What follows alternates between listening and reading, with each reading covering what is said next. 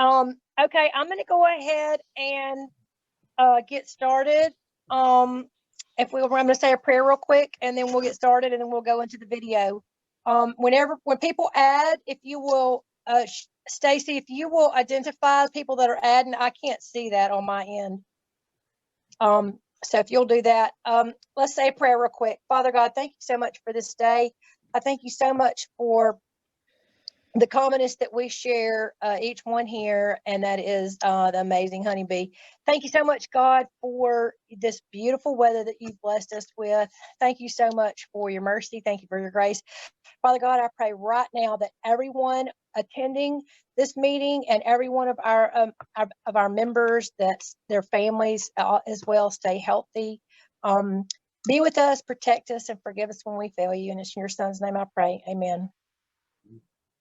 Okay. My president's letter did not get to go out this month. The newsletter was sent out without it. So I've got a few things that I need to add for y'all to write down. That is coming up soon. We have our picnic. Everybody knows about our picnic. We're going to do a honey show. Is everybody hearing me? Yes, ma'am. Good. Yeah, go for it. Can everybody hear me? Can you hear us? I can't hear you, Stacy. Can you hear me now? Yes, I can hear you. We're going to do a honey show. We're going to have 3 different honey entrants that you can do. You can do a black jar, which doesn't mean you have to put your honey in a black jar. The black jar label is just simply a label. That's all. You can put it in a mason jar. You can put it in a pill bottle. I don't really care what you put it in. When it comes in, we're going to be identifying them with some little dots. I think Stacy is going to help me. So Stacy and I will not be able to participate in the honey show. So you guys are going to have to really carry us on the honey show with your black jar. We're going to make amends for the whole COVID-19 thing. If you don't want to join the picnic, it's 100% okay. We still want to invite you to bring your honey. We're going to do a honey, we're going to do a confection, and we're going to do a sauce. So that's 3 different areas where you can enter. You can enter 3 different times, which I would love for y'all to do. But we possibly may do a 4th one, but we haven't decided yet. I'm going to be doing the judging, and so we're kind of trying to do the class as well as the picnic, and it's going to be kind of colliding time wise. So if everybody will get their honey ready, like I said, you don't have to have it in a black jar or a brown jar. It can be in a pill bottle. It can be in a mason jar. It can be in a baby food jar. I don't care what kind of jar it is. It's just the label black jar. It's just the kind of honey. It will be judged solely on taste. Nothing else. None of the other criteria that usually we judge with are going to be used. So that's going to be those 3 different areas where we can do a honey show. It's been asked for me to announce that the Alabama Master Beekeepers Program is going to be in April 8th, 9th, and 10th. It's going to be in Clanton. And so everybody get prepared for that. Before that, in February, the Auburn, the symposium, ACES symposium, they are not going to do a in-person meeting yet. That's going to be all virtual. So they will send us out information on that as it gets closer to the time to do so. So put those items on your list of things to do, or hopefully want to do. And if you have any questions, we'll get questions later. Wanted to encourage everybody right now to be feeding their bees. Right now we've got a little The goldenrod is starting to bloom out and get finished blooming. So if you have an opportunity to go ahead and feed your bees and keep them fed through the rest of the year and into the spring of the year, we want to make sure that we have healthy bees. Now is a great time also to be treating for varroa mites. There's several different kinds of treatments. Jerry, I'm going to pause right here and ask you, how have you checked your mite load since y'all treated? No, I have not yet, but we carry, or we put diatomaceous earth in all of our trays. I got all screen bottom board, and a week after I did the final treatment, I could tell there was a bunch of dead mites in that diatomaceous earth. So it was really great. We're gonna wait until we get back from our vacation before I do the mite count. Okay, great. That sounds great. Did anybody else have anything they want to add about treating for bees, treating for mites?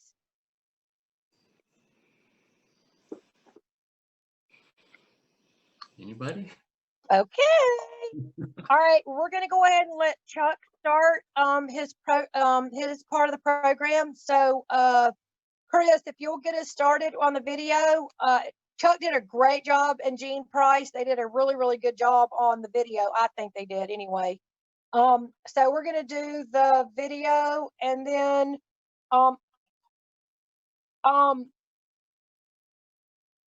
questions. Go ahead, Chris. Hey everybody, this is Chuck Burns. I'm here in Jean Price's shop with Jean Price. And today we're going to go over how we winterize our hives. And how do we start, Jean? Well, the first thing you can start with, and the simplest thing, is an entrance reducer. You have most commercial instrument reducers come with either a 3/8 and a small notch. Here in where we are in central Alabama, most of the time you can use the 3/8 notch. And then most of the time,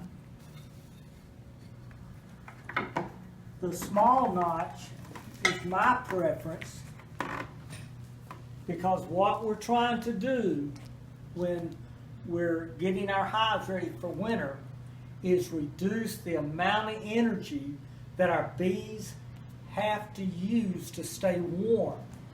And the reason for this is the harder they have to work to stay warm, the more honey they're going to eat and more winter stores they're going to use up. So that's the reason here in the South, it's not to keep them from freezing, but it's to keep them from using so much energy to stay warm. Because we got to remember now, they want that hive at 90 to 95 degrees. And if we don't stop that wind from going in that entrance, then they have to work real hard. Also, if you use an entrance reducer, it keeps you from having to turn the bottom board over. If you notice, most commercial bottom boards have a 3/4 and a 3/8. This way, if you use the entrance reducer, you don't have to take the boxes off the bottom board and flip them over. Just put the entrance reducer in there. The next thing we got to look at is how can we feed our bees, if need be, or how can we keep them dry? And Chuck has some great ideas on that, so we're going to let him take over now and give you some ideas on how to keep your bees dry, because bees can stay alive at 15 below. It's been documented. The problem is if they get wet, 40 degrees will kill them. And of course in the wintertime we get below 40 degrees. So your bee staying dry is very important. So we're going to let Chuck take over now and show you some of the methods he uses. Another thing about the entrance reducer, they have less area to protect, and that keeps the other hives from robbing them out.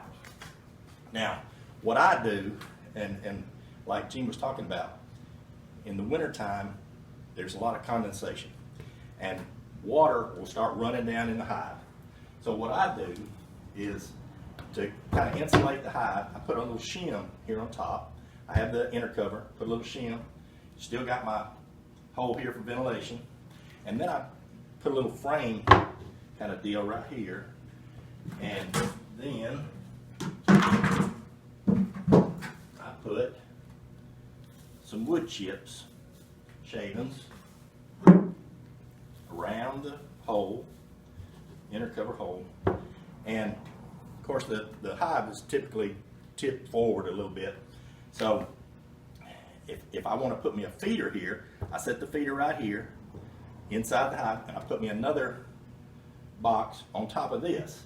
Now I put my top on.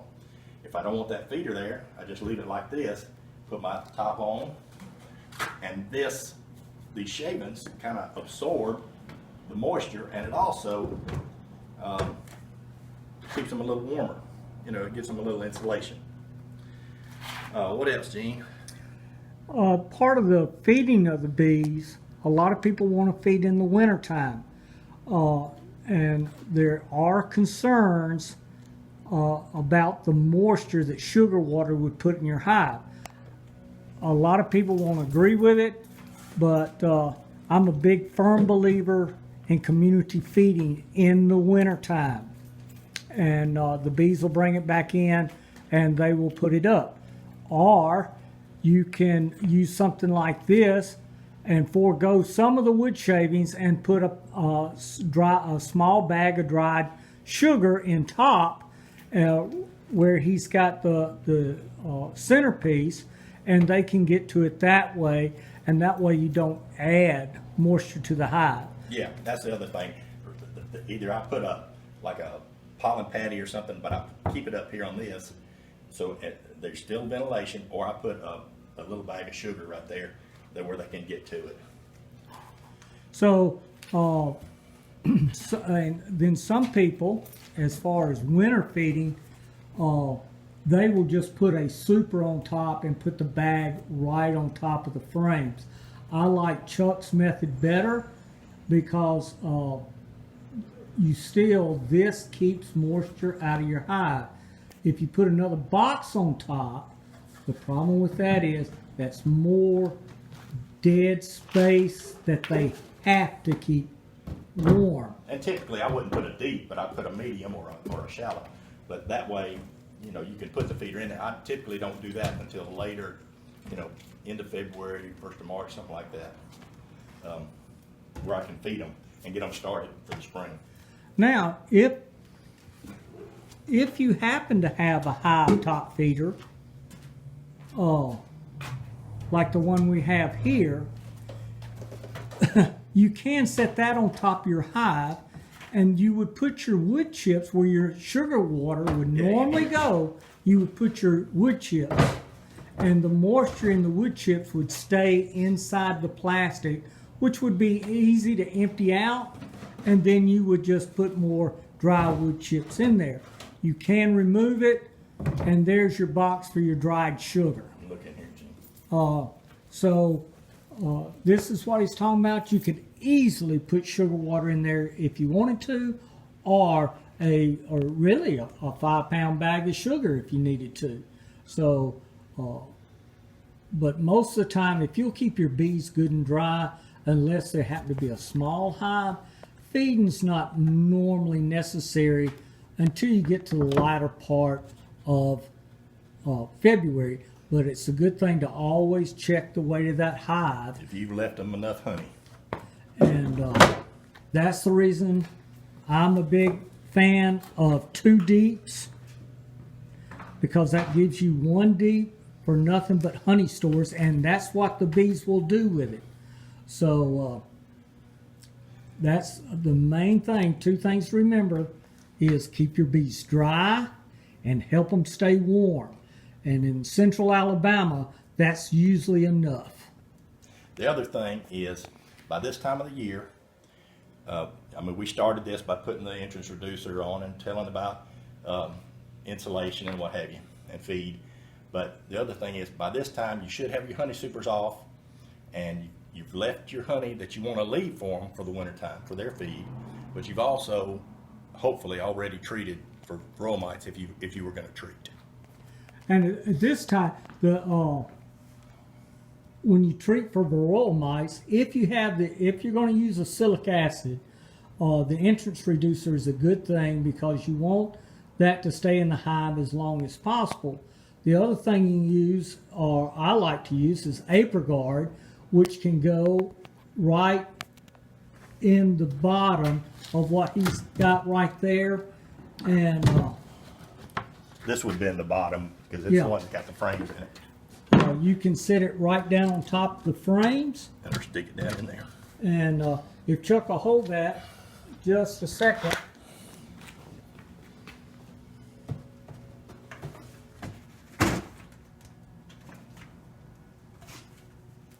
We do have AprilGuard that comes in a small pack like this. You take the full off of it, the dose is already measured.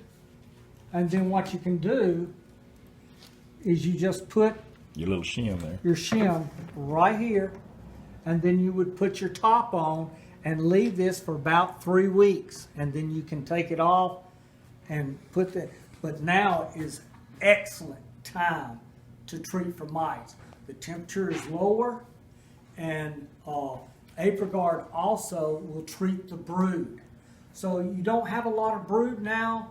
Your bees are decreasing in population. That does not mean that the mites are decreasing in population. So let's get these hives treated and get them ready for winter. And we need to do that within the next 4 to 5 weeks max. You get into December, you start getting into your rainy weather. So you need to get all this done before the rain sets in. Another thing Chuck mentioned just momentarily, be sure and tilt your hive forward. This will keep them, because we're getting into the rainy season, and you do not want that water running into the front of the hive. And if you get a blowing rain, your top will not keep it out of your entrance. So if you tilt it toward the entrance, that water will run back out and help keep your hive dry as possible. Do you have anything else? I hope we covered everything, but I'm sure y'all have some questions, and if we can, we'll try to answer them for you. And if you do have questions, you can either email Chuck or you can email Mid-South Bee Supply at gmail.com, and I'll be happy to get back with you and answer any questions you have. All right. Thanks a lot, Gene. Appreciate it. Hey, I think we have Chuck online. Chuck, are you there? Chuck? Can you hear me? Yes, we can. Who has questions for Chuck? Excellent video, Chuck. Well, I hope so. It was good. Of course, I can't see it. All I can do is listen. That's all right. We can hear you. Anybody have any questions for Chuck? I'm going to tell you that those wood chips work like a charm, because once I put wood on or I don't put wood chips on, there's always water in there. I don't, it just always is. And it's around the inner cover. You can see it puddled up in there. But when I put wood chips in there, I don't have that problem. What about, do you keep a screen bottom board on in the wintertime, Chuck, or do you put a solid board in? Well, I don't ever change bottom boards, but because I have some screen and some, solid. But what I do is, ones that do have screen, I go ahead and slide in the, the little plastic cover. I make sure that that's there. I don't think we talked about that, but I always slide that in, when it starts getting cold. Would you say again? You're breaking up a little bit. Yeah. I said I always use those, those slide-in plastic things on my screen bottom boards. The little plastic thing. I don't even know what you call it, but the political sign material, just to make sure that they're not, but it still allows, that airflow in there. I'd like to say I have screen bottom boards, and I put duct tape over where you pull out the back, because there's a good gap around the pan where you pull it. I close up, and on that duct tape, you may have to go out there about once every 3 weeks or so and get it back on there. But after that, I'm good to go with my screen bottom boards. They seem to do well during the winter. Yeah, I just with my screen bottom boards, I've got a piece of styrofoam that probably a 1/2 inch styrofoam that I just cut it to fit each of the back on the back side of the screen bottom board, and I just slipped that in. Then I put a piece of duct tape to hold it in during the winter month, and then I said I'm good for during the winter time. Every spring I take it out. Obviously, you removed the tray for that. No, I leave the tray in there the whole entire winter.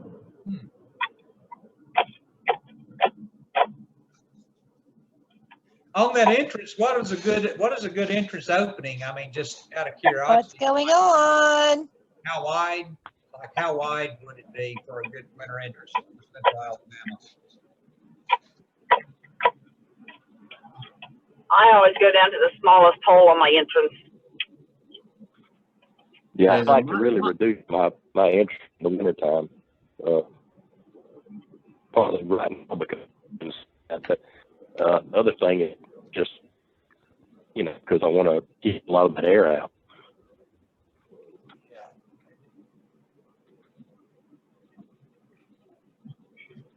Okay. On your airway, do you normally turn it up or turn it straight out? When the winter time? I didn't understand you.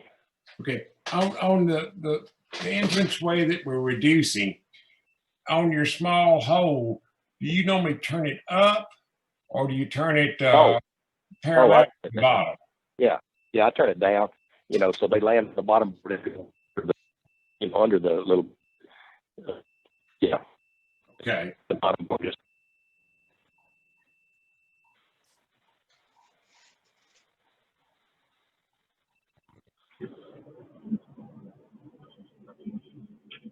Anybody else?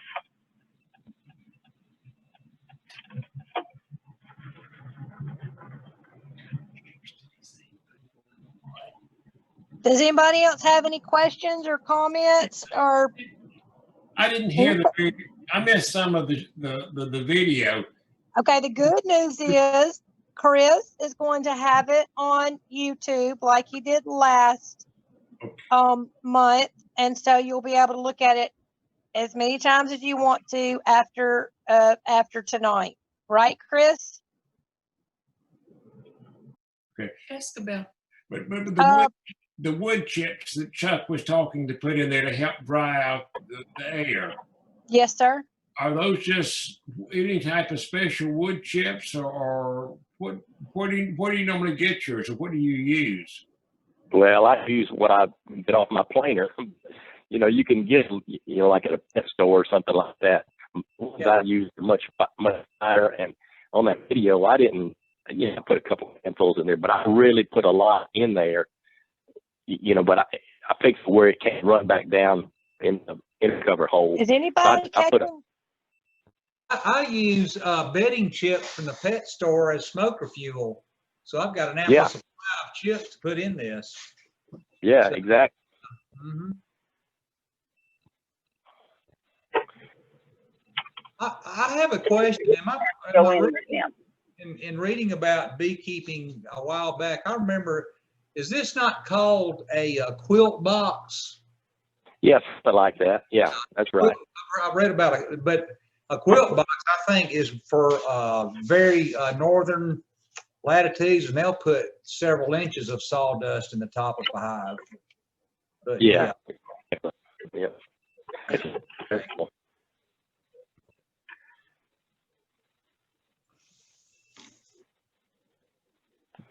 Very good topic. Does anybody else have any questions or comments?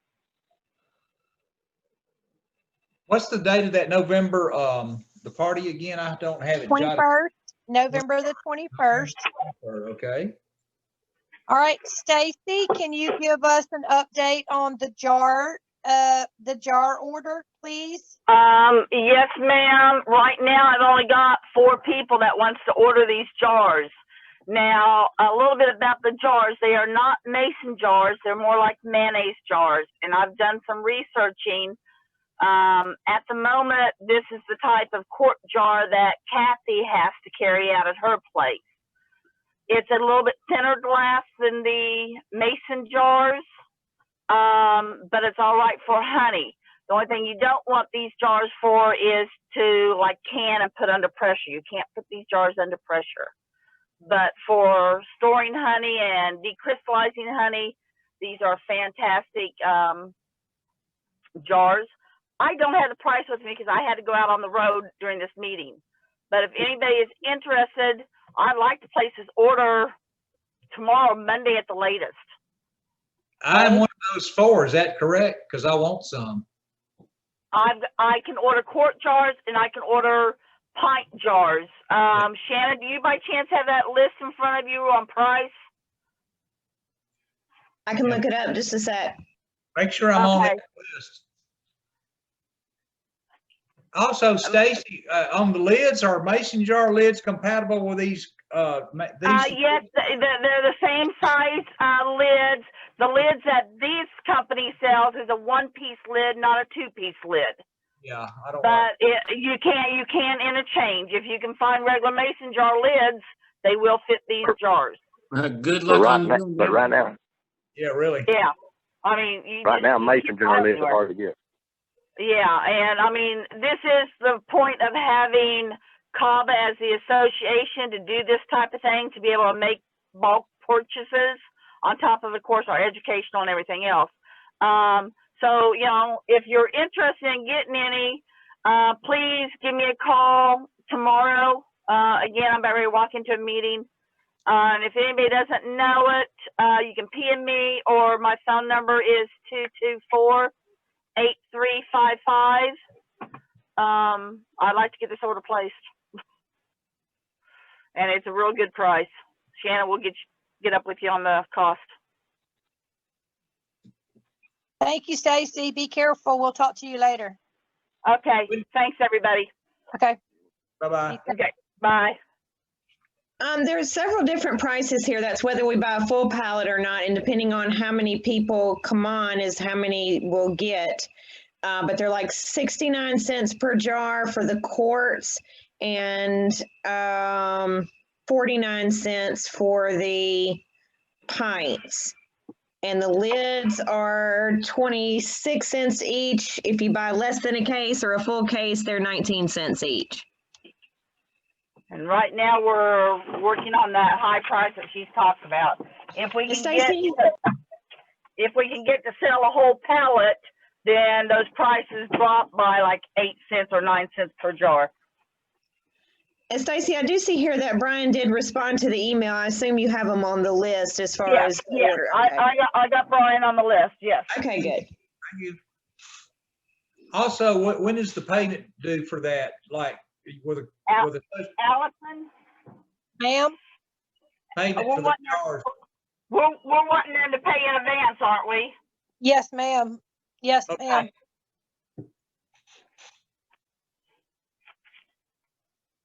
Thank you for all your help on that, Stacy. All right, let's go ahead and we'll Yes. send out one more email, Shannon. If we can send one out, just very similar to one you've already sent out about getting that order getting that order up, and then we'll try to place that on Monday or Tuesday of next week. So, does anybody have any questions or comments or anything? Allison, I'll say, while since we've been up here in Getmer, all the stores and the Craftsman Fair that we've been into, the ones that are selling honey right now, it's a square mason jar with rounded corners, and it's slick on 2 slides, and then got the quarter, half, and 3/4 measurements on the other side. But they're really neat to look at. But but then again, nobody has any of them in stock anywhere. Thing they've got here. Don't fix it when you get here. Oh, it's normal. Hey, Hey, whoever's on their phone, they need to mute it. Stacy. Mute your phone, Stacy. I would love for you to send a picture of those jars, Jerry. That'd be cool to look at. Okay, yeah. But yeah, You'll they were, send they them, were, post them on I Facebook. Post them was on our really, Facebook. I was really intrigued with when I seen them the other day, and you know, they're the same size as a quart in a pint mason jar, you know, with the rounded corners, but they're squared. Well, cool. That would be good if you could do that. That would be great if you'll post it on our Facebook wall. Okay. That sounds good. All right. Does anybody else have any questions or comments or good news, bad news? How's everybody's honey sales going? Oh, hey, I'll tell you what, I'm sold out already. I am too. Good for you. I am. We sold all. Let's see, about a week and a half ago. We sold our last pint, and we sold the 28 gallon that we had, and then we're completely sold out. Very good. I want to say this. Last year I had 2 case customers. One girl bought 2 cases, and a friend of mine bought 1. This year I picked up 3 additional case buying customers. I have 5 people and it's a standing order, a case, you know, every year. I'm so blessed with that. So that is exciting. Are you sold out? yes. Very good. But I didn't make a lot of honey this year. I don't know. I mean, I don't know. I was down a little bit. Well, if anybody needs any I've got plenty. I've got about 45 gallons left. So Oh my gosh. I've got plenty. I didn't make 40. Well, if you need it, if you got any customers, I've got plenty. I know Charles has plenty, don't you, Charles? Charles Conway. Charles, he's muted. Oh. Charles. He's trying to talk, but we'll take care of you. Okay. There you go. He's got, yeah. Hey, I still got about 4 buckets, and I've had some customers buy a couple of gallons at a time, and Yeah. pour. Yeah, that's good. All right. Well, if nobody else has anything good, bad, or indifferent, I appreciate every one of y'all for taking time to be at our meeting. And I hope to see all y'all on the 21st. I know that we probably won't see everyone, but the good news is, like I said, we're going to have you can come and drop your product off. You can drop your honey. You can drop your barbecue salt or your sauce. You can drop your confection, which is anything that is sweet. Cookies, cakes, pies, pedophores, whatever. Yes. So I would love for y'all to come and do that. We're also doing our last class, beginner beekeeping class. Shannon, do you have a number on how many people have RSVP'd to be there? Yes, we were up to about 8 for sure, and like 4 maybe. So I said 15 to be over, to make sure we knew.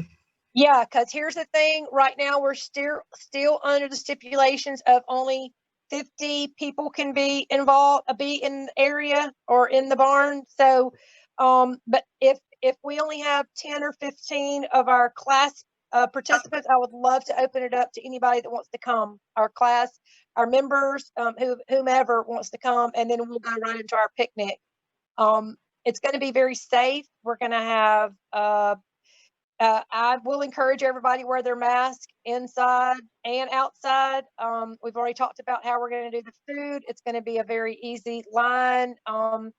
The board members will be serving the food, so should be fine on that. And we're going to have our local band is supposed to be coming to play, and this will be their first time playing together since March. They've practiced, but I'm talking about at an event. So I think it's going to be a good time. I have not secured our Christmas gathering place yet, so I'm still doing that, and that's going to be we're going to RSVP for that as well. So if nobody else has anything else to say, I'm going to say good night. Y'all are welcome to stay on as long as you want to, but I've got to go out and feed cows. their bottles. They're hungry. And a night. big goat, little baby goat named Sal. Good night. Night. Y'all be good. Good night. Be blessed. Good night, See you. y'all. Good night. Good night.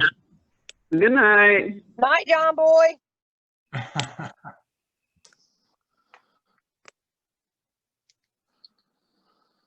Well, guys, I guess I'll be on out of here. It was a pleasure talking with everybody.